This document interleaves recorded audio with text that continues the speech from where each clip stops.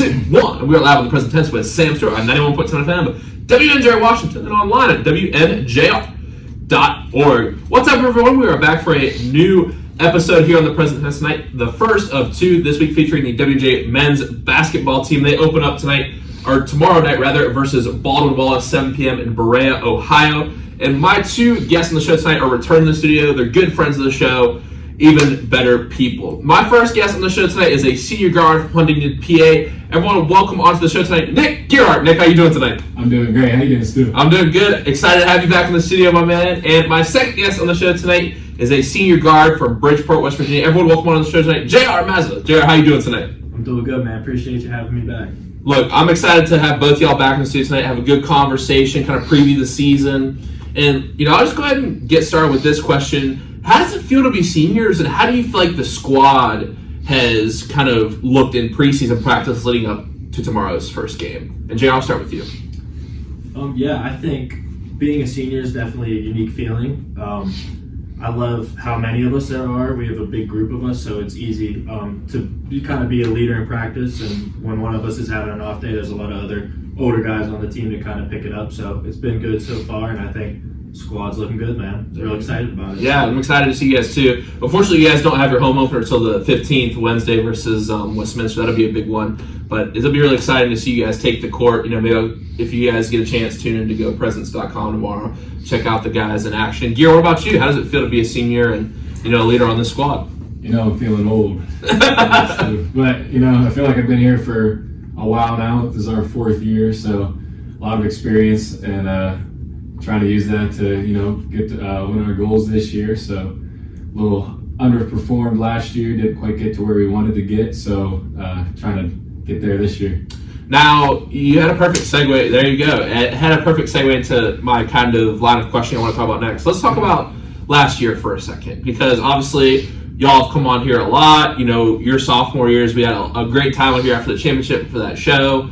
And, we got to talk about both sides, the success and then maybe the moments where you came up a little short. So for you guys, what was that moment like in the locker room after the loss last year? What was the mindset after that game in the immediate aftermath? What were your thoughts?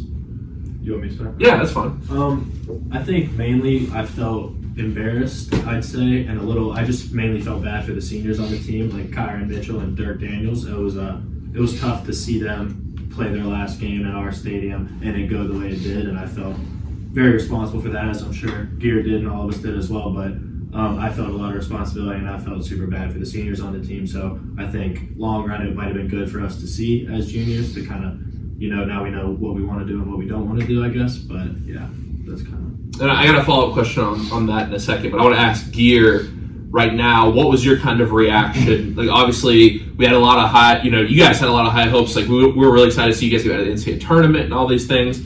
And obviously that magical story, sophomore year, both the men's and women's team winning. So for you, even with all you guys returning, like to have that loss, what was your reaction to that? Yeah, it just, I guess it just sucked, man. Like to, have the expectations that we had and to lose, especially in the manner that we did, just being in the semifinals and, how bad we played that game.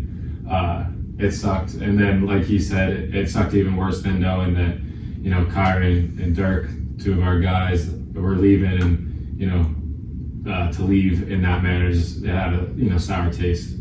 Now, Garrett, I'll start with you, and then, going off that question, what do you feel like was the difference between sophomore year, junior year, and what lessons did you learn from junior year to get back to kind of that place you want to be heading into this season, hopefully bring the PAC championship back to Washpal? What lessons were learned in that moment?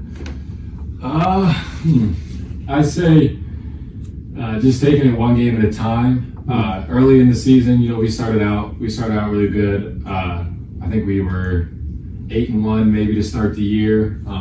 PAC play, we kind of maybe got a little bit relaxed. Lost a couple games to some teams that we shouldn't have lost to. And then once the playoffs came around, we had to turn it back on and get back to that, playoff mentality. I think keeping that playoff mentality the entire season so we don't have to turn it on when the playoffs come. I'd say that's probably the biggest lesson. Now, JR, I want to give you a chance to answer this question. I remember talking to you guys a couple times during the season. You felt like something just wasn't quite clicking. So how have you kind of taken what you've learned last year and tried to apply that into this year's preseason? I think, well, thinking back to last year, with the great run we had sophomore year, there's going to be a lot of like higher expectations for us going into that year, and with those expectations kind of comes I don't know what really to call it, but we were all kind of just, it felt like we were playing not to lose a lot of times rather than playing to win. And or kind of like Gear said, keeping the playoff mentality throughout the entire year. A lot of times I felt like we were playing down to our competition almost. So I think kind of just like you said, the consistency of it, as well as our attitudes collectively, just having more fun, because at the end of the day it is a game. Last year didn't feel like as much fun, I guess, as sophomore year. So I think we all kind of just need to have like a goldfish memory, next play mindset, and get to it. That's one of the important things in sports. I love that analogy, the goldfish mindset. And I want to ask y'all, both you guys, since your freshman year, and obviously that was the COVID year and everything, but ever since people have been allowed to go to games, you guys have been really big parts of the team. This year, obviously, you guys are both listed as pack players to watch. So do you feel like after sophomore year there was more of a target on you, the backs of you two particularly, as well as the team? Do you feel like the way you were getting guarded or treated by opponents at any given game was different, or no? Me personally, I feel that, like you mentioned, freshman year, we only got to play 10 games, didn't really get to play too many minutes or really get kind of going. But my sophomore year, I was able to make a good amount of threes, and then the way I was guarded my junior year because of that, just like a face guard, two hands, like on you at all times, kind of drawing a lot of attention. I think that was a big adjustment for me that I needed to make, that I will transition into this year, which is kind of like being able to make a lot more plays off the ball or with the ball in my hands, even getting in the paint, more so than just catch and shoot threes. So I think basketball-wise, I definitely have to make a big adjustment and will. So I see. So you worked on a lot of inside finishing and stuff like that this summer. Next level. Right. Awesome. Level. There you go. Now, Gear, I want to ask you this same question. Obviously, your guys hit some game-winning shots. You've played a big role in this team. So kind of having that spotlight ever since you were a very young player, what's that kind of been like, dealing with that over these 3/4 years? Yeah, well, I'll say after our sophomore season, where we were able to do, the things we were able to do individually and as a team, coming into our junior year, I was kind of expecting maybe to be guarded a little bit different. But first game, I broke my wrist, so I was out for a month and a half. And when I came back, we had guys step up like Seidel and Jaquila as freshmen. So when I came back, the way those guys were hooping and able to score, it kind of they weren't able to just focus on me. They had to focus on obviously everyone on our team. So now, it's great you bring up those names, because Jaquila and Seidel were also listed as pack players to watch. And I want to this next question I want to ask y'all is, over the course of this time period, Gear, I'll start with you here. What do you feel like has been the biggest ways you've changed and developed as a basketball player, from the time you step foot on campus to the time you're about to pick up that ball tomorrow? How do you feel like you've changed as a basketball player? And Gear, I'll start with you. That's a good question. I would say, I think I've learned to score the ball a little bit more since I got here in different ways. I say out of high school, I was more of a point guard and kind of just got to the hoop on drives. I'd say I'm a little bit more versatile now. I think I got a better shot now, mid-range, three, able to post up a little bit. So I'd just say versatility on the offensive end is probably what I've grown in the most. That's interesting. And Darren, I want to ask you the same question for you. I know you kind of mentioned on it, right? But I know, Ben, there's some things mentally for you. You talk about, your freshman, you kind of struggled into your sophomore year. But as a whole, if you had to summarize it for us, how do you feel like you've changed on the court as a basketball player?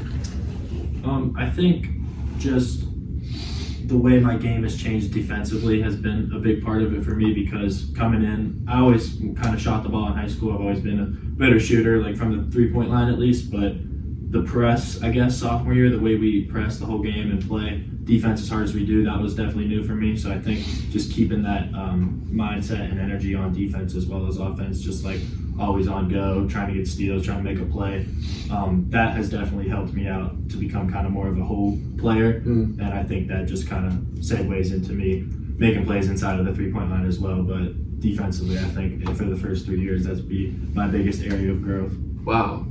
Now, a question I want to ask just about that press. I mean, we talked about it so much sophomore year when y'all came on and everything. Do you feel like anyone maybe got used to that system a little more last year, like the opponents, or do you feel like, maybe the pack, that's, something they were a little bit more used to? Like, because I feel like it was a new thing we were talking about a sophomore year. So how do you feel like the people adjusted to it, and how do you feel like you guys are going to adjust back this year? I'd say they definitely adjusted a little bit in our junior year. Obviously, sophomore year, we kind of came out with that press after, as a program, not doing it at all, pretty much. So they were definitely caught off guard, especially the way we were able to excel at it. But going into last year, I would say some of the teams were able to, take the film from last year and come with a little bit something different that we weren't ready for then. So it just makes it a little bit harder on us, and we then have to adjust to their adjustment. And I'd say that's probably the biggest difference from the 2 years was we then had to adjust to what adjustments they were making. I that makes any sense. Yeah, because even the way JR just referenced in his answer about defense, like sophomore year, so like when you're pressing, what are the keys you're looking for if someone is trying to make adjustments? What do you not want them to do? For people, I just want to give people, whatever sports on here, an opportunity to kind of understand the ins and outs of the sports they might not get to hear. So when you're doing a press, what are you hoping the other team does not do? What adjustments are they trying to make, and what are you trying to prevent them from doing? Like, what are keys for any young kid who's trying to get in a press? I think, as much as I don't really like to say it, I think a big part of the press is who we're playing against and how their quality of their point guard or shooting guard or their guards on their team, just because so much of it is reliant on them making a mistake at the end of the day, because you can be in the right place all you want. At the end of the day, they're probably going to have to make a mistake, or we're going to have to make a play on the ball. So when other teams have like elite point guards that can kind of split a trap without passing it, or beat two of us off the dribble that might be a little quicker than us, I think that is our main point of concern. But other than that, when teams don't really have a guard that can handle the ball like that, I think we do just fine. I mean, like you said, we're going to have to adjust to other teams' adjustments as well, but that's more of a in-game, on-the-fly thing. So, Wow, thank you for that answer. I really appreciate it. And my next question for y'all is, what do you hope, both basketball-wise, off the court as well? Jared, it's great you talked about, kind of this chapter, the next chapter of your life. We were talking before the show. Like, what is one thing that you hope to have gained when we're sitting 5-6 months from now, 7 months at graduation, and we're talking? What do you hope to have gained from this chapter of your life? I think basketball-wise, kind of one thing that I think the sport in general has given me is just like mental strength. I think hopefully by the end of this year, just applying all the life lessons, well, not life lessons, but lessons that you learn through basketball to my life, that will be a big factor as well. But honestly, more important than that is the relationship that I think I've formed on my teammates, honestly, since I've been here. I think that's kind of a lifelong thing, and that's probably the most important thing to me of anything, is just continuing my relationships with all these guys and being friends and, retiring, who knows, like kids playing on the same team kind of thing. So that's definitely the most special part about it for me. Now, you said lessons from basketball, and you've always been a real deep guy in the show, and I appreciate it, saying, some really philosophical things. So at this point in your career, and it's funny because I don't know if you remember this, you used your tattoo as your quote of the day when you came on here the first time, and you said, "This too shall pass." And with that amazing, really fun kind of week we had where we had the women's team on, your team on, you said, I even feel like now, after this moment, there'll be good times, there'll be bad times after this championship. There'll be good times we don't know about, there'll be bad times, and there'll be even more good times we don't know about. So with that in mind, going through the highs and the lows of the last 2 years, 3 years, what do you think you've learned from basketball? I think on a day-to-day, I'm going to have to hit you with another quote here. Okay, go. Hey, I'm a quote guy. I was getting my hair cut about 3 weeks ago, and I went to the bathroom, and there was a sign above the toilet that actually said successes. I don't know what the percentages were, but it was success is like 90-80% attitude and 10 to 20% aptitude. So it's pretty much just like attitude is everything. And I think on a day-to-day, yes, sitting in class all day, going to practice, whatever it is, you could be annoyed with whatever you got going on, but like the discipline of bringing energy or putting a smile on your face for your teammates and your brothers, that's kind of a big thing. So that would probably be my answer to that question. But, wow. You said 80% attitude, 20% aptitude. Yeah, I'm not exactly Wow. sure on the percentage. I've never had someone reference a quote from the bathroom. I love it. It's great. Nice one. I gotta remember that one. That's awesome. Now, Gear, what do you hope when this is all said and done to take away from this chapter of your life? Whatever this chapter means to you. I would have to agree.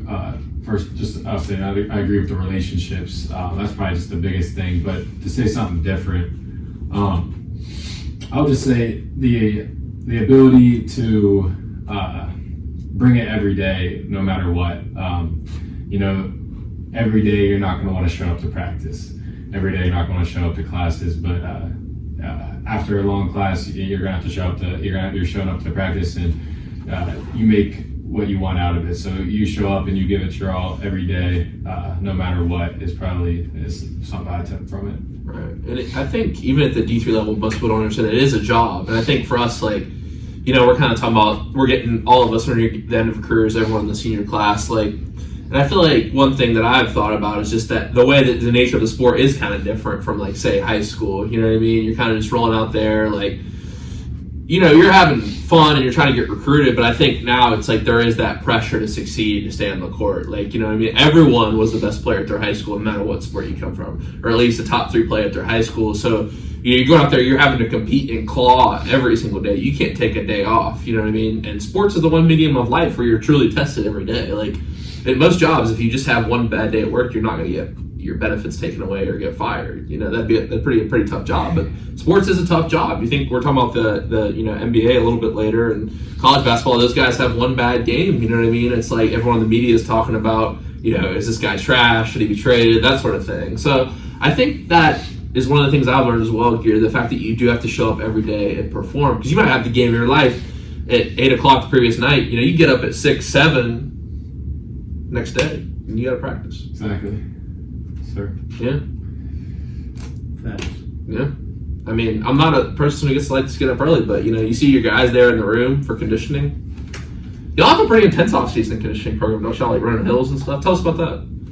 Yeah. We got we do 3 lifts a week, 4 one on the weekend. So 3 during the week, 1 on the weekend.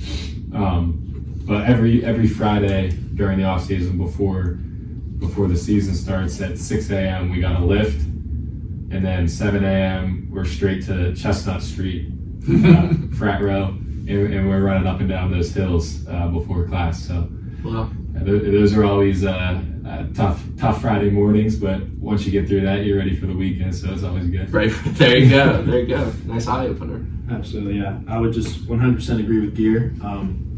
We like to get it done in the morning on Fridays, so in the afternoon, before we're done with class, we can kind of enjoy the weekend. Get after it a little bit. Get a head start on getting after it. Oh, man. Now, y'all were nice enough to come to that award thing I did last year. One question I asked during that is, and I think that I decided this was kind of my theme. It's funny because the film I'm making right now, I decided to explore this a little bit as well. But why do you think people love sports? This is, make no mistake about it, I do love talking about life. This is a sports podcast. It started as a sports podcast. It's going to finish that way. We're all athletes. This is a 55% athletic school. We see people who love sports all around us, but why? Why do you think people love sports in our society? That's deep, but I think everybody. I think it kind of goes back to why does anyone love anything, and everybody's kind of got their own reason or their own need to fulfill. So I think it's more, for me at least, it's more of an individual basis. Everybody loves the camaraderie or the relationships and the blah blah blah, but I think everybody on an individual basis has their own reasons behind kind of everything that they do, including sports, and what they put into it. It's like everyone has their own story that they can only understand. You have that one piece of motivation that only you can understand. Right. He said, well, why does anyone would love anything? Woo, that was good. I got chills a little bit. That was good. Gear, why do you think people love sports? You're a big sports guy. Yeah, I don't know. I think as kids, growing up, and then obviously throughout high school, I think it's just the love of competing. From an early age, you're thrown into sports, and you're kind of just thrown into the wolves, and people that, stick with sports and end up liking sports and go on to the next level, they have that love to compete, love and to prove themselves. And then I'd say, that after you're done playing sports, you're really not having that chance to compete anymore. So you're kind of watching the sports just to kind of get a piece of that, whether it's professional or college or your kids or whatnot. You're kind of living through that just to kind of feel that. That's interesting. I think one thing that I've kind of explored a little bit here, I'm always thinking about this kind of thing, is just like the implication of like when sports are done for us. Because look, we're most likely all of us are going to be done at the end of this year. Like every senior I've had on as well. Like I think sometimes, especially professional athletes, can struggle with like this sort of depression after you're done with sports. Like, obviously the most extreme is you see people get like gambling addiction, drug addiction. Like, and I think it's competing is a drug. Competing is a drug, and I think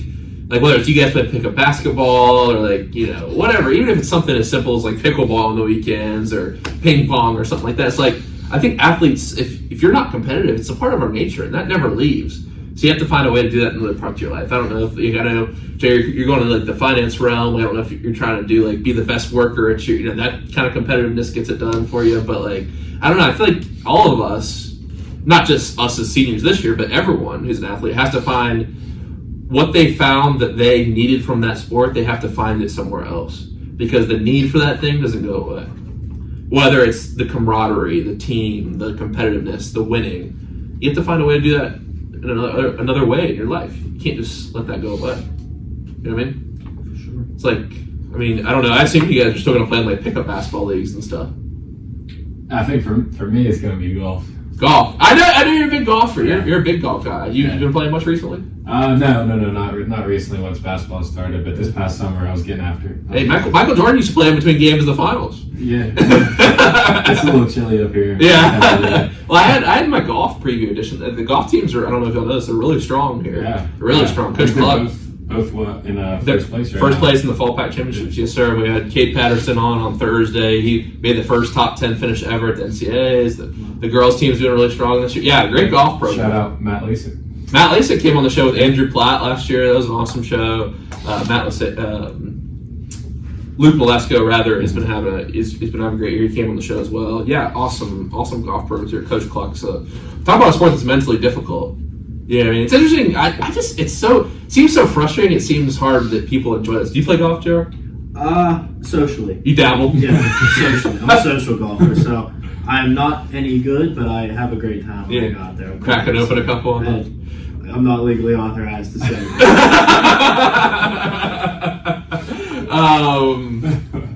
Now, for y'all, what is something in your life that you are proud of?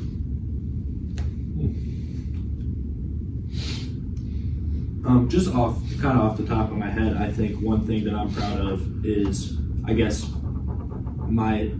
mean from myself? So like proud of myself or just in general? That's the question. Okay.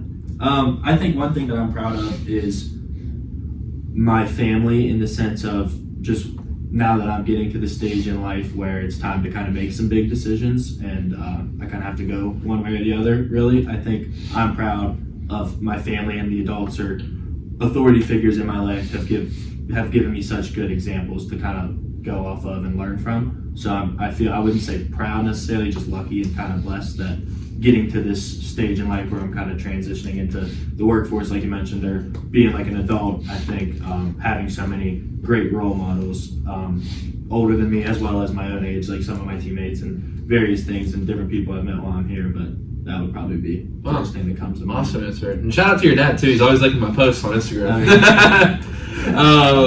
And Gear, what about you? As you look at your life right now. I mean, that's a great answer from John Rosario right there. Thank you, sir. Yes, I would say the same. I was added in like the relationships that I've made here.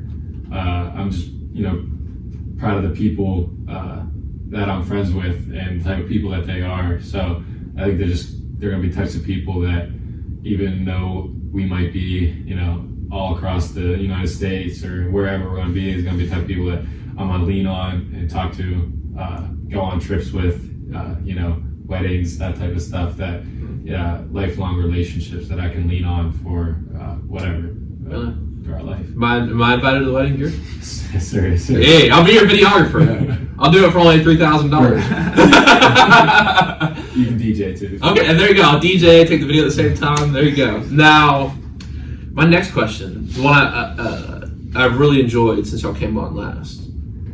If your life was a movie or a book, what would it be titled? Ooh. Shit. Yeah. That's tough. Movie or book? Give me a second. Yeah, really. It's a tough one. I've seen something with, there's going to be something with 3-ball or shooting. For me? Yeah. Wait, so are we naming our own or like a previous movie or book? No. You have to create your own. Create your own. Oh, what about switching gears? I was like, that's I like that. switching gears. What about shooting for the stars? That's a little corny, but I mean, I like it. Nah, it's gotta be something with 3. The Wizard in the 3. The Wizard of Oz. But like the Wizard, like the Rees? Rizzler. Like the Rees. The reason. Three reasons why. Yeah. Ooh. But that's like a sad show. Yeah, though. no, that's like that's took a dark turn. Yeah. I've never seen the show. I don't know. I don't know. I think my friends call me Rees, so that's why is that? Just honestly, I have no clue. We call I know Caden DeVito on the team. He's also a roommate and a friend of mine. We call him Diz. Well, yeah, they said that on here. And it just, I don't know, they started calling me Reeds. Why do you guys call me Gear though? Gearhart. This is why we miss Gears too. Corny jokes. Oh man, that's good stuff. Nah, I feel like yeah, something with Reeds, sure. That's a tough question. What would your book be? Put you on the spot. Okay. Mine is Chasing Blue Heron. I'll explain why. So during COVID, I used to watch these birds called heron, and they're at the beach where I live too. And they sit out like in the marsh, and I like to watch them because they're perfectly balanced. They have these skinny little legs, but like this huge body. They're so graceful. And the thing is, the way they're balanced, I feel like I'm chasing that in my life. I'm constantly chasing the balance of things in my life.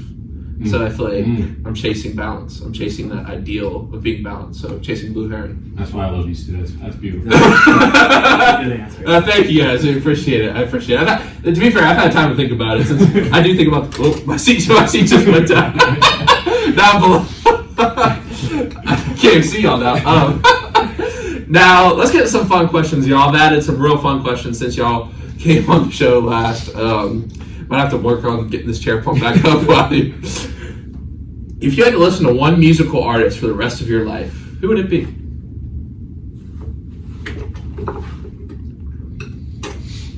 Wow. Let me look at He's pulling up the playlist.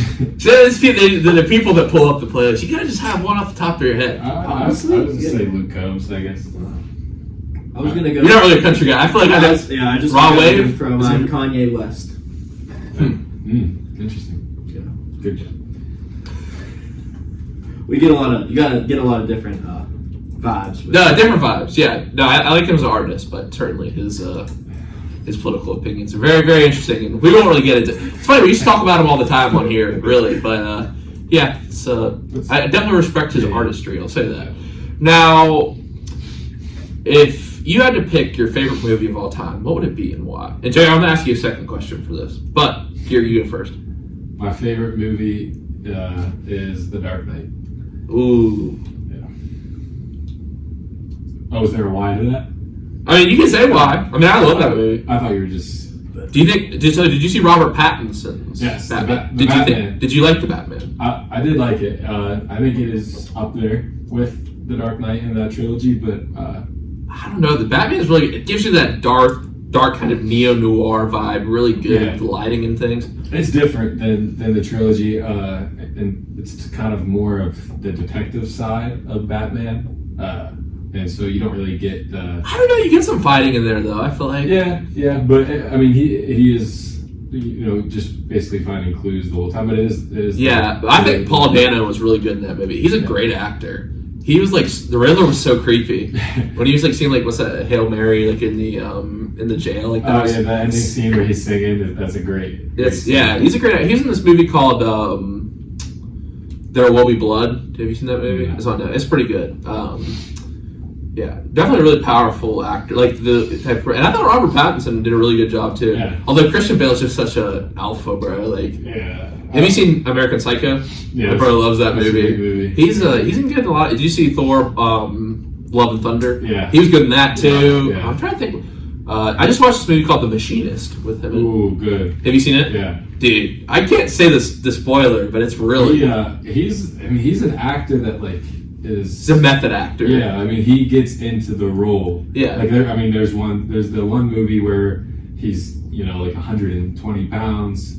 Yeah, The Machinist. Right, and then all the way up to, obviously Christian Bale or Batman where he's jacked out of his mind. And the thing is, like, the script, I mean, I don't know if did you guys see the Matthew McConaughey movie where he's got HIV and then AIDS, and he's what's it called? Why am I blanking on it?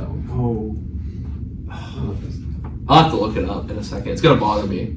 But anyway, they didn't say he had to lose a lot of weight for that role. That wasn't a requirement, but it made the role so much more believable. Yeah. That's those method actors. Because Great. in The Machinist, he's like you can see like his spine and like yeah. He's probably one of my favorite. I don't know if I'd say he is my favorite actor, but he's up there. He's definitely up there. I haven't seen Killers of the Flower Moon yet with Leonardo DiCaprio. Did that come out? It did come out, Okay. yeah. And I also want to see Napoleon too with Joaquin Phoenix as a method actor. Yeah, Joker, yeah. Joker 2 is coming out, so it'll be good.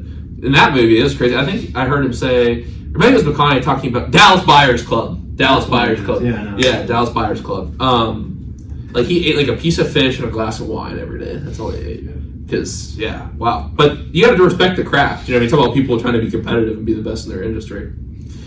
Now, JR, I want to ask you this question, but I also want to ask you, I know you're big into the mob films. Yeah. You're big into, I've never seen The Sopranos. I'm going to have to check it out. Yeah, that's my favorite show. Okay, that's your favorite show. Now, this is a tough question because it's a big genre. The best mob movie of all time. Is that one of your favorite movies? I was gonna. Okay. Yeah, I got you. So my favorite movie, I was gonna go with The Godfather. But if you're asking me my favorite mob movie, there's so many that I think I have to also mention Goodfellas because that is one of my favorites too. But I think The Godfather and Goodfellas are my favorite movies, and then TV show, which I believe, in my personal opinion, tops it all, is The Sopranos. I need to watch that. I've seen like clips and stuff. It looks pretty good. Man. Was that who you went for Halloween this year? Last year I was 10. So who were you this year? This year I was Harvey Specter from Suits, if you've seen Suits. I have not seen Suits. He's a lawyer. It's a show about two lawyers. That's one that Meghan Markle's on, right? Yes, sir. Yeah. I'm gonna hot take. I think Casino is better than Goodfellas. You seen Casino? That's a hot take. Yeah. That's a take. I don't know if it's a hot take. I like Honestly, Casino. Scarface I like is up there. Casino, and Scarface is also a really good one that's up there. I like all those movies a lot. Personally, Goodfellas, I've just seen it so many times now. I just love it so much. So it's a good one for me. Yeah, Goodfellas is classic. Yeah. R.I.P. Ray Liotta, man. Ray Liotta. I mean, wow. What a performance in that movie. Yeah. So good. What's your favorite movie? My favorite movie of all time? Well, for this question, I always say Field of Dreams. But if we're going to non-sports movie, I would probably go with. I've seen a lot of good ones recently. I'd say in the last month, the best one. Honestly, though, I'm not gonna lie. Me and my girl are watching the Hunger Games series right now. I'd never seen it before. That's actually a really good movie. You've never seen that before? No. Wow. I thought it to be like, so y'all remember that time period was like every book was like a teenage, dystopian. Divergent. Yeah, I never watched, but Maze Runner. Have y'all seen Maze Runner? Maze Runner's good. I watched those recently too. Like, I feel like movies have just gone downhill. Oh, for Y'all see this stuff with Marvel, how they're thinking about sure. bringing Tony Stark back? Did y'all see that? They're running out of ideas. They're running out of ideas. Disney, this is more cheese for the mouse, my man. Movies are not the same anymore. They're not the at same. all. I mean, I think there's still good ones coming out. Have you noticed that there hasn't been any comedies, like true, that we grow up with, like grown-ups type like comedy movies like that? Like, they don't make those anymore. I'm trying to think of a comedy movie. Man. Okay, now hot take. My favorite comedy movie of all time, American Pie. Great. That's a great one. That's not a way to put. Also, like, the thing is, like, if you're growing up, me and Kay were talking about this. I was just referencing American Pie because what's cool in that movie is like everyone's just like not on their phone. Like at like teenage parties and stuff. Like I feel like now if you put 100 teenagers in a room, even our age, like 50 people would be on their phones. Right. Yeah. Like back then you just had to talk. Now you just go on the weather app if you're at the party. Now, my next question for y'all is, what is something that you want to do in your life but you have not got to do yet? I mean, one that just comes to my head is to travel out west. Okay, cool. I've never been west at all, really, besides Tennessee's probably the westest I've been. I'd like to go out to, Colorado, Really? Yellowstone, Wyoming, those type of places out west. I went to Nevada this summer, and that was really cool. Red Rock Canyon, right around Vegas. Oh, cool. And then there's this other place, Valley of Fire, like a true desert. And it's just like, we did 4 1-mile hikes, and by the end, we were just like, it's a different kind of heat. Like, it's not, like, if you stand in the shade, it feels so cool, but, like, when you're walking, like, you can't even feel the sweat because it's so, and then I went to Zion and Bryce Canyon as well in Utah. Utah's a beautiful state. Yeah, you'd like it out there. It's really, it's cool. The weather is also nice after being in PA your whole life. It's just sunshine all the time. It's never cloudy. Yeah, you get out there. Yeah. Dry, though. Really dry. Yeah. Utah's actually the driest state in the country. Really? Yeah. So you want to go see some national parks and stuff. Yeah. That's cool. Yeah. No, I really want to go do that. Not many on the East Coast. So I was talking to Kate on here, or Kate, I know I'm going to butcher her last name. She's on the basketball team. But she told me she went to Arcadia National Park. You know that is in Maine. Yeah. And it's where you can see the first sunset in America. I'm sorry, the sunrise. Like you get there and it's where you see that's where the sun the first time. Yeah, so that's pretty cool. But also there's a lot of places on the Appalachian Trail that are pretty cool. Yeah, hiking the Appalachian Trail. Have you been down there in Tennessee on the Appalachian Trail or? Yeah. Okay, yeah. That's really cool. Yeah, that was sick. That's really cool. Now, what about you, JR? This is what I want to do that I haven't yet to do. I think one thing for me would be travel. I'm yet to get a passport and leave the country. Really? So I think you gotta go back to Italy, right? Yeah, I would love to go Some to point. Italy. That would be probably destination number one if I'm able to leave the country hopefully one day. But yeah, I think travel and get a job, grow up, start a family, all that be a nice. But you got time for that. You gotta I'm definitely not in a hurry. I think one thing I want to do is kind of move to a bigger city in my early 20s. How was Dallas? Tell us about Dallas. It was awesome. It was really good experience. I liked the job a lot, and I think the coolest part about Dallas for me was just making so many friends from all over the place because there was like 50 interns, I believe, and 34 different colleges represented amongst us. That's awesome. I just made a lot of good buddies that are kind of all over the place, like West Coast, like you guys were just talking about. Like one of my buddies goes to Seattle, and like going out there would be cool, or just different places all over. So I'm excited about the friends I made as well as the job. So it was a great experience. So you work for AT&T, right? Yes, so what were sir. you doing for them?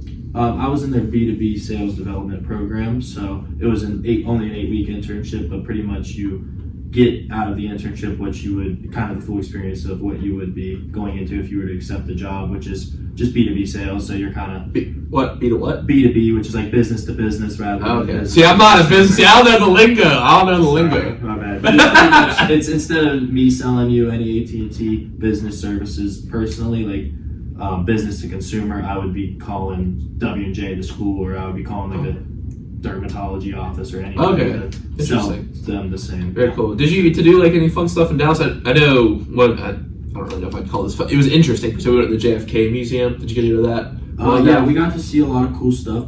Being AT&T, we got to go to AT&T Stadium. Oh, wow. And do a tour. So That's huge, isn't it? It's it's crazy. very cool, very cool. I've never seen anything like that before, so that was super awesome.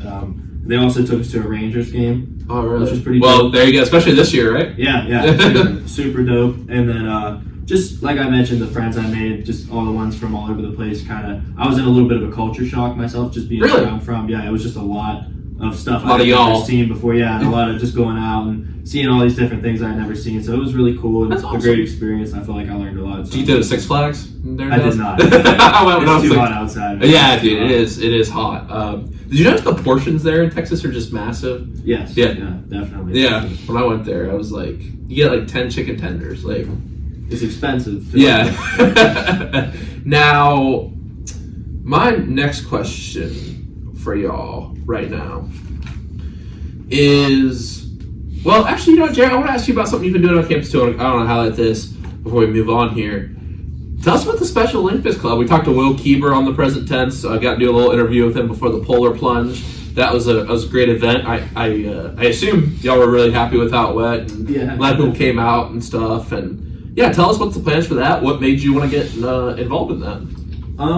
I think, well, the Polar Plunge, I'll start there. Last year was a huge success. That was kind of our first, as an exec board, since we had been on it, like our little group. That was our first real like event that we held, and we had an awesome turnout and made a lot of money for the cause, which was awesome. And we're kind of expecting to do the same thing this year, just on a bigger scale. We're going to invite other schools from the pack as well to join us on that day and jump in the pool and wow. stuff. So other schools going to drive to WJ. So, that's the idea, yeah. So hopefully we'll be able to raise a lot of money and keep that going. Last year I was the unified sports chair of the club, so I would help get together like the events where we would go play basketball or volleyball or cornhole, whatever it would be with the athletes. I was kind of in charge of that. And this year I'm just a social media chair, so I post everything and make different things for the account. But it's good. We're coming up here soon. We're about to hold elections to kind of get the new exec board on, because we're all 1 foot out the door about to graduate anyway. So it's also, because that is you, Addie, Faith was on there as well? Me, Addie, Faith, Abby Rogers, Dylan King, right? Alyssa, Paula. Okay, let's talk about the Dylan King story a little bit. He's playing basketball this year. Let's talk about that.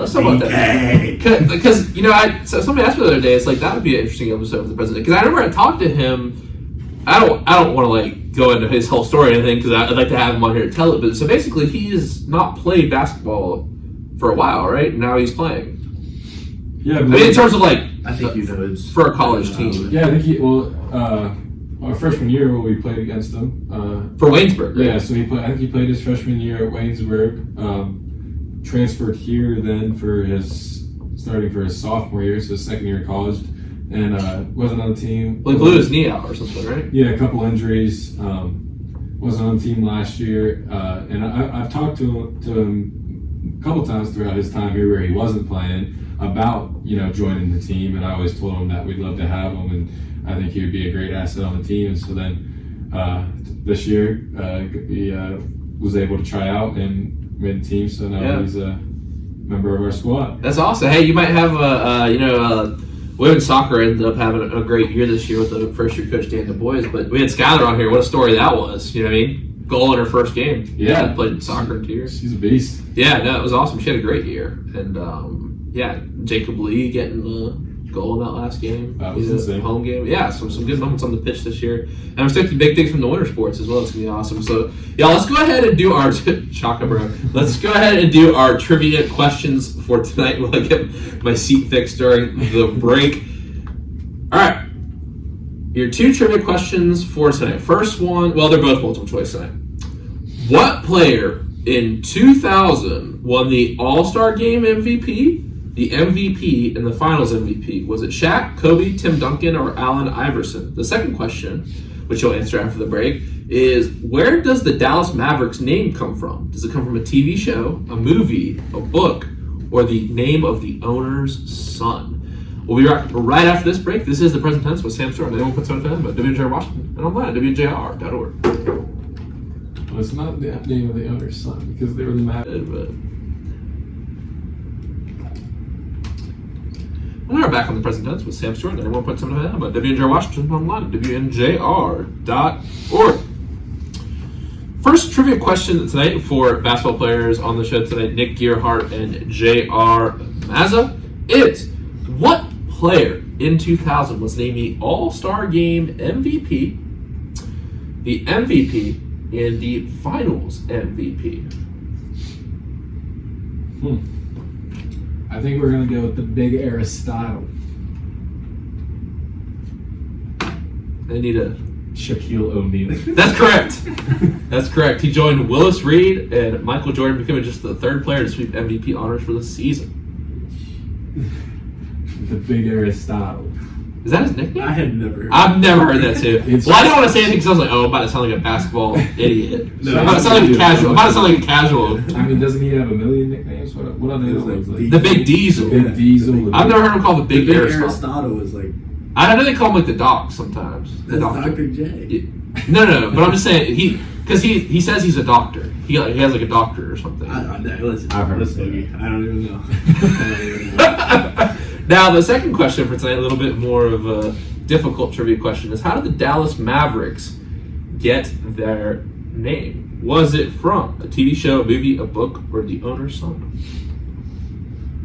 We were stumped on this one, but tough. we're going to go with book as a guess. I'm sorry, that's incorrect. The team's name comes from the 1957-1960 show TV Western Maverick. James Gardner, who originally played the title character of the show, was a member of the original ownership group. A fun fact for you. Very The cool. more you know. Yeah, the more you know. Sometimes I know it's going to be hard, but it's like, oh, that's interesting. You know what I mean? So you said it was like a Western. A Western TV show that is this. We should have been able to guess that. Now, let's talk a little NBA, fellas. What's your thoughts on the in-season tournament? Let's talk about it. It's the hot topic right now. I have a lot of thoughts, but I want to open the floor. I think it's cool. Yeah. I don't really know too much about it. And that's the what thing. everyone's saying. That's the thing. All right, let me just go to. Okay, so they're paying basically the players a lot of money if they win the championship, right? And every game counts in the regular season except the championship. And I think what they're trying to do is make it more like European soccer. You know, there's like the Champions Cup, UEFA.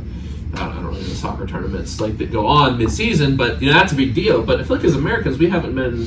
So one, the fans don't really quite understand what's going on. Maybe that'll take some time to say, okay.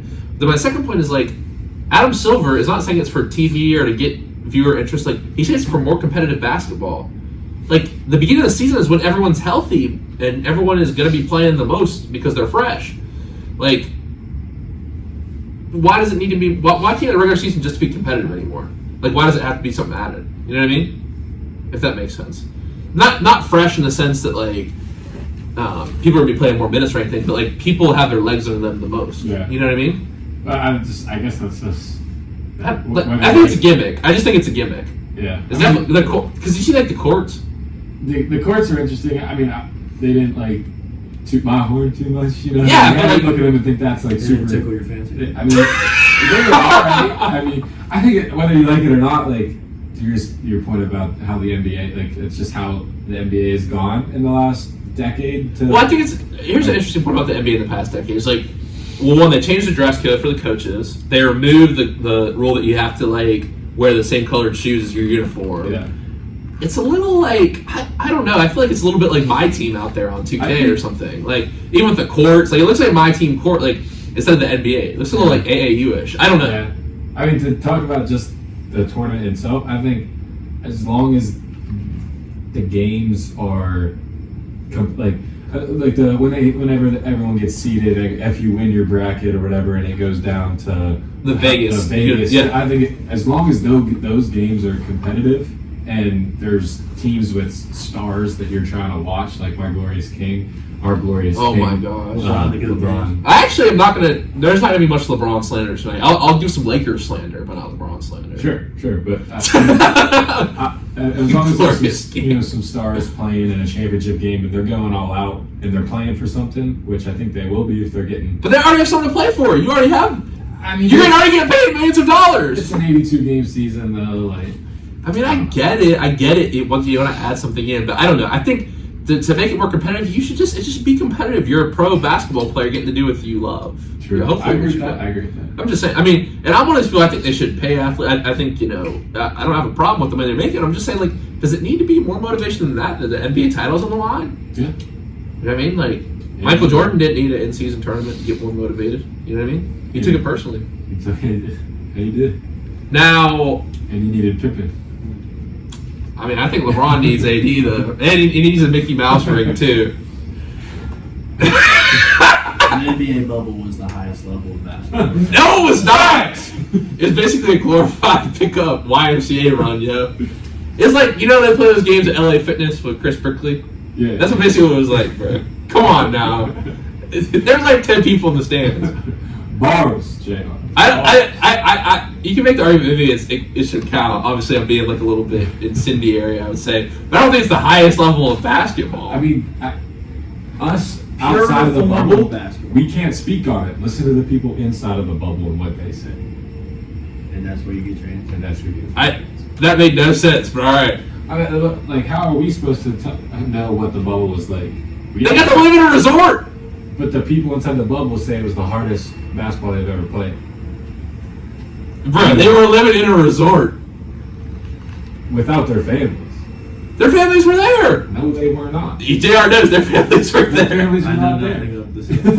Russell Westbrook was like talking trash like a little kid. You know what I mean? You know what I'm talking about. You know what I'm talking about. I don't think it has anything to do with their style of living. I think just the fact that they were not trapped, but stuck in whatever place they said, or wherever the bubble was, the place that they were stuck in, and with nothing to focus on but basketball. And because they are the best in the world at what they do, that dedication to literally just basketball, because that's all they were there to do and all they really could do, brought the actual gameplay on the court up to a different level that it has yet to be at since. Interesting point. I like Steven Adams' response to all this when they're like, "How's this hard?" He's like, "We're living in a bloody resort, mate." You know what I'm talking about? Yeah. Yeah. Well, the Grizzlies have been missing him a lot, but let's talk about your glorious king. He's so strong. You're probably the dude to run that LeBron highlights Twitter account. Grown men are out here running Twitter accounts for LeBron. Now, he's averaging 25.3 points per game, 56% field goals, 8.4 rebounds per game, and 36 minutes per game. What year is it of his career? 21. 21. Okay, make sure. Now, I'll say that I'm not here to slander LeBron right now. On the floor, plus 53 without 77. The 3 and 4. I'm going to say this. Every year, the Lakers have said, we're going to get LeBron less minutes. We're going to get LeBron less minutes. We're going to give LeBron less minutes so he can rest. And then they can't put a team around him. Their best player who's carrying them right now is a 40-year-old guy. That's the problem. It's like 40-year-old guy. LeBron James. he's the only 4-year-old guy. Oldest guy that was playing in the league. Oh, he's playing in the league. That's the problem. It'd be nice to be able to get him that minute restriction. Well, it's AD. Like you're expecting AD to be a top 5 player. He went out last night with hip tightness. Scored 9 points in the first half, and then like Cam Reddish and Austin Reeves couldn't get a bucket to save their lives last night. Yeah. In the closing moments, last 2 minutes and 30 seconds, they didn't score a bucket. Where's the Heat? And that speaks to our king and what he's doing at this. But I'm saying that for the success of the Lakers as a whole, like this is not a winning recipe. No. They definitely. Let GM about to start cooking. For them to be able to win a championship, AD has to be the best player on the team and be able to go game in, game out, scoring and performing as the best player on the team. I don't see it happening though. Neither do I don't see it. I think he's injured too much, and I don't know. I just feel like he doesn't have that dog in him. What's the other days thinking? Is it street clothes? Yeah. That's what our coach calls him that. Now, here's the thing. I think they need to make some roster moves. I think Le GM needs to get cooking. But here's the thing. I think it's stupid how the Lakers sent a message to the league last night about the referees. Did y'all see that? Yeah. They in the league last year, they were consistently top 5. In the last couple weeks in the playoffs, they were number 1 in free throw differential. They get more free throws than anyone because they have LeBron. It's not playing. And look, I'm just gonna say this: you're glorious, King. I'll just throw this out there right now because I think I watched it with y'all in the room. LeBron got on his knees and started begging the ref for a call. You see Michael Jordan doing that? You saw that call; it was egregious. But you think Michael Jordan is gonna get on his knees, put his hands over his face, and start whining? What are we really talking about? No. I think if you put Michael Jordan in 2023, he would, as well as if you put LeBron back in the 1980s, he would not. 1980s. Or whatever it was. Wait, say it again. I didn't hear your If first you part. put Michael Jordan in 2023, he would react to that call the same way. But if you put LeBron back in the day, he would not react. No chance. Different worlds. You adjust and adapt to the world you're living. Michael Jordan would, I'm just saying it again. He would never fall on his knees before the ref. I mean, You know, cuz that's your homie. What? Michael Jordan had refs coming up to him, being like, "Oh, you want this call? You want this call?" Everyone talks to refs in the game. They say, like, "Hey, watch this, watch this." Nowadays. I'm just saying. That's your goat. That's your goat. That's your goat. That's your goat. It's a good for a healthy disagreement. It's good. Now, let's talk about another team in the Western Conference. Have you also been surprised how well Chris Paul has fitted on the Warriors? I'm very surprised. 7.8 assists per game, 8.8 points per game, leading the second unit for the Warriors, which really struggled last year. Were y'all surprised how well Chris Paul has fit in? I was personally not surprised because I think with that level of shooting, if you put that good of a passer on that team, it's only a matter of time before they'll figure it out. They've all been playing the game Yeah. for 20 plus years. And so. you have had some minutes with him and Stephen, but I think the second unit has been like how he's been coming off the bench has been more surprising to me. Yeah, I think that's. I was gonna say. I kind of thought with him as a fit with guys like Curry and Because where does he play in the starting lineup? right, and I think when he started the first game, and I think since then he's been off the bench. I think off the bench is a great role for him. So not too surprised. But Just to take it back to our last talk, when JR said I wasn't surprised at all, it reminded me of your glorious king. He's also the biggest capper of all time. He's like, yo, I told my homie, I knew Kobe was going to go for 60. And there's like, you seen those memes where he like reads the first page of the book, like, Yeah. LeBron, what'd you think of the book? He's like, I'm just getting started, but oh man. And that podcast he has is pure comedy. That's my favorite saying. that's my favorite saying. Yeah, That's my favorite saying. the one where he's with 2 Chainz as well. I was talking to someone the other day. He's like, "What if we take an album and add 2 more songs after?" The dude writes deluxe in the top corner. Did you see his most recent one on National Tight Ends Day? Oh yeah, he's like, "Yo, there's so many good times in the league right now." He's Travis like, Kelce. Yeah, Dawson Knox, stud. The memes where he's like, that is like a dude, like he's like typing it and pointing like Yeah. at the ESPN top 10 tight ends. Now, yeah, I've been pretty pleasantly surprised, but you also got to look at the play of Stephen Curry. I think he's really, like, honestly, playing at prime form right now. Honestly, you have to look at the way he's been playing and say 3 instances of an NBA player averaging 30 points on a 55, 45, 90 shooting splits to the first 6 games of the season. That's Curry in 2023, 2018, and 2015. What happened those years? The Warriors won the championship. I think the road through the West, though, runs through the Nuggets. Yeah. That's the Nuggets. In the East, it's a little more interesting. Embiid's been cooking 48 points last night. But, all right, and just 2 more topics here tonight before we wrap up. Let's talk about Wemby. I don't even know what to say about this guy. What bananas? What? What bananas they call him? Are you just making up nicknames for people? Or do they actually call him that? Flight crew. Flight? Yeah, I know Flight. Rex, he calls them what bananas. Flight really moved on from Curry, bro. Yeah, inspirational. Now, Wembyana is the first player with 100 points and 10 blocks in their first 5 career games since Shaquille O'Neal, 1992. His 38 points are tied for 3rd most in a game by a Spurs rookie all time. Only Davis Robinson has reached that mark previously. True or false statement? Do y'all see Victor Wembanyama being a top 10 player all time? I personally see Wembanyama as the new face of the league. I hate to keep bringing back our glorious king into the conversation, but I like compared myself to that. when you really think about it, though, let me talk to you here.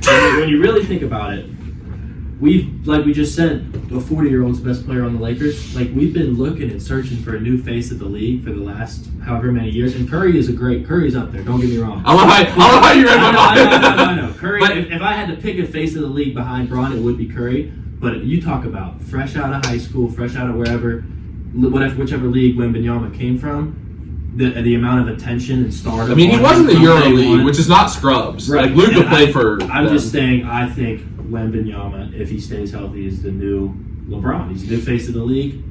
He's on. When's the last time the Spurs were on ESPN at 7:30 or primetime games? Not since. So I think just the finals. stardom that comes along with him, as well as the freak athletic ability and skill, that he will be the new face of the NBA. Yeah. So top 10, in my opinion, is like, I think he's top 30. I mean, people are drawn to things they've never seen before. I think that's why people were drawn to Curry. That's why people were drawn to LeBron. People are drawn to Mahomes. You know what I mean? Like, I think those type of athletes, people are drawn to Jordan. Like, they did think, like, Wembanyama is doing things that we've never seen before. Like, the way he's blocking people, the way he's, like, someone will, like, cross over and step back, and he just easily blocks them. Like, it's insane. Like, him and KD standing next to each other, that's like, you see how big Wembanyama is. I don't know. I think it's crazy. But speaking of, being a foreign player in the Euro League, I saw something maybe like the in-season tournament, they should play the team from the Euro Cup, which is like Spain and France and all those teams. Like, do y'all think it's fair to call the NBA teams the world champs? 100%. I think so too, because I feel like you take whoever the champions, you take the Nuggets, and you put them against Barcelona. I don't know if that's the best. I don't follow the Euro League basketball. I know they had Luka, I know they had some good players, but the Nuggets are going to smoke them in a 7-game series. Yeah. Maybe they get 1 game. Question. Barcelona gets 1. Question. Yes. Where are the best players in Europe going to play? The NBA. So that has to be partly because of the money, you think, also. Sure. But And America's it's media prowess. Because it's the best players in the world playing basketball. Right. They go to the NBA, which just happens to be in America. It's really, it's also kind of a silly debate. It's like one of those things, like, I asked Scott McGinnis about this one here the first night. He goes, it's just such a stupid thing. We make up, like, debates about this. I'm like, yeah, but it's like, this is what we do on sports shows. We discuss stuff that really doesn't matter too much. But, I don't know. I think it's like, it's kind of just a linguistic thing. Is it like the world in terms of, like, the world's best players? Or, like, because I agree with you. Like, I think we're going to be, whatever American team is going to beat any European champion team.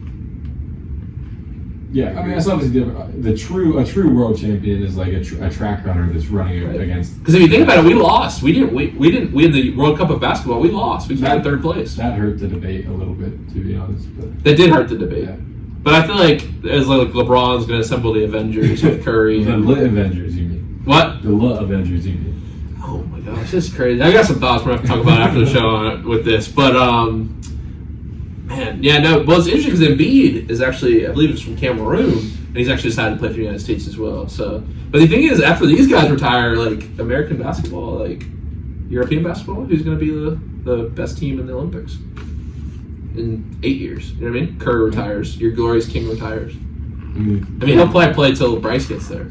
Bryce Maxson. Lassie. Last topic for tonight. Let's talk about the Los Angeles Clippers, not the Lakers. Let's talk about the other team in Los Angeles. Harden, 17 points in his debut last night. We've had a minus 18 plus minus. They had 93 possessions, their lowest all year, 22 turnovers. Russell Westbrook and Harden, in my opinion, just do not match play styles. Like, Harden needs to be able to, like, move the ball more, and he needs to be able to do some things off ball. Russell Westbrook, the problem is he can't shoot three consistently, so you clog the paint for Harden. Do you think this Clippers team has a shot of making the finals? Because that's their goal. They're all in. Any thoughts here?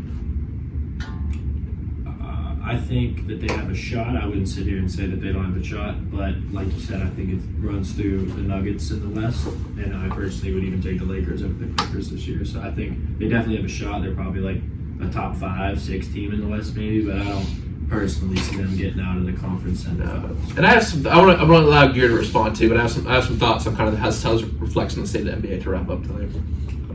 Yeah, I'm just going to say no. They have a 0% chance. See that's what I like to see on the radio. Make a hot take. Hot takes. Make me able to clip it. That's what I like. Yeah, 0% chance. JR's going for the diplomatic answer. We like the hot takes. I'm a known Russell Westbrook hater. Westbrook hater. When Kiki came on the show talking about Russell Westbrook, Gear came up and had all kinds of stuff to say in my ear. But no, I think it just stems with they don't play enough games together throughout the season to be able to compete in the playoffs. I agree. And if Kawhi is going to be sitting out, Paul George is going to get hurt and sit out, and now adding a guy like James Harden, who is a little bit of a clown, I would say. No, he's. I mean, the whole thing with Daryl Morey, and then like you see him at the club, he's getting like a bottle service sign that says Daryl Morey's like, bro, come on. I mean, they're not a serious. The team's not serious enough to win. Like, what's the definition of insanity? Is bringing a team, or we're doing the same thing over and over again, expecting a different result. We saw what Philly tried to get James Harden to do. They take him to work off the ball some, change a different role from his game in Houston, and it didn't work out. Now the Clippers expect him to do the same thing. It's not like he's the guy on the team. Like, you have Paul George, Kawhi Leonard, Russell Westbrook. You have other guys who need the ball. But my point with this is that I think we have moved away from the super team era in the NBA. We've moved away from the super team era. The best teams right now are the well-constructed teams. I think that kind of changed with the Bucks, but now that we have the Nuggets, I don't have any problems in the that we are past the area of the super team. Like, just because you bring stars together now doesn't mean, I think the well-constructed roster we see can beat the super team, if that makes sense. Because look at the Nuggets. They're not a super team, I wouldn't say, in the traditional sense. You know what I mean? No, they're not. Like, the Clippers are super. I mean, I guess the Lakers could be considered a super team with Bron and AD. I know some people were calling them with Russell Westbrook. I don't think the Warriors were a super team when they had KD, but I don't think they were when they won in 2022. Yeah, I feel like super teams kind of a weird term now in the NBA. Like, teams really. But it was a big term. It was, but now it's kind of like, is there any like true super teams? So let's think about this, because then it got overused. I think so. You had the Heat, that was a clear super team. KD joined the Warriors, that was a super team. The Warriors before were a super team, but then you had like The whole Nets thing was a super team, which that was ugly. 76ers thing with Harden, that was a super team, right? Yeah, I think you can't use that term anymore because it's not working for any of the teams that are trying. I agree. So I feel like that's why. Because the Clippers have had a super team how many years in a row? You know what I mean? Like, they've had good players. Yeah. It just hasn't worked out for them. Obviously, the Raptors one as well have had a super team. But yeah, that's kind of where we're at in the NBA. It's an interesting use of that term. Because I feel like if you're still saying super team, like, I don't know, the best teams in the league right now are super teams. Yeah. Really, the Bucks. Right now, I'd probably... Man, I Bucks. I'm going to go with this. Finals prediction, if y'all want to throw it out there. It's early in the season. Before I go to my quote of the day tonight, I will say my finals prediction. I'm a Warriors fan. I'm going to go Bucks and Nuggets. I like the Bucks. Dame. We didn't even talk about that tonight. Dame Doll. They're going to have a hard time guarding, though, but we'll see what happens. Watch the Heat make another run. That'd be crazy. All right, y'all. This has been a really fun episode, and I'll go ahead and take us home for the quote of the day tonight. And this is from John 1:12, and it is, "Blessed is the man who remains steadfast under trial, for when he has stood the test, he will receive the crown of life." I don't know if that amen. And I think I just wanted to give that because JR kind of gave us a verse from Scripture in his "This too shall pass." So I love that one, and it's always been a quote I've thought about, and I've had a lot of good. Hopefully you guys in the championship, we can do a little championship edition again. But I want to say thank y'all for being part of my story here at WNJ. It's fun having to kind of go through this journey with moments of struggle and high moments, but really the best part has been getting to meet people like y'all. So once again, thank you for everything, and thank you for being good friends to me. And once again, thank you for a great show. Thank you, brother. We appreciate you having us. It's been a pleasure as always. Sir, thanks for having us on again, Stu. Hey, no worries. Hey, good luck to y'all tomorrow night, and good luck the rest of the season. Thank you, man. Sir. All right, y'all. Big weekend this week. Women's basketball home, wrestling home, football. I'm going to GoPresidents.com. Check out the details. Go to GoPresidents.com to watch these guys take on Baldwin Wallace tomorrow at 7 p.m. Hopefully, I'll see you this weekend. And until then, everyone have a great night. Remember to live in the present tense. Very good. Yo.